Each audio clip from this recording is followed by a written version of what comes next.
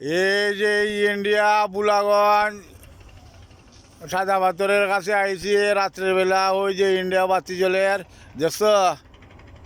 হ্যাঁ দেখছ বাঙালি কত খারাপ, যা সাদা পাথর আছে সব লইয়া গেছে কি সালাইতে দেখো, সব লইয়া গেছে কি, বুঝছ? দেখছ ওই যে ইন্ডিয়া বাতি জ্বলে দেখছ? খাস হয়ে গেছে, ঠান্ডা লাগিয়া বাল। ওই যে এটা হলো বাংলাদেশের ভিতর, আর ওই যে বাতিগুলা এগুলো হইলো ইন্ডিয়ার ভিতর।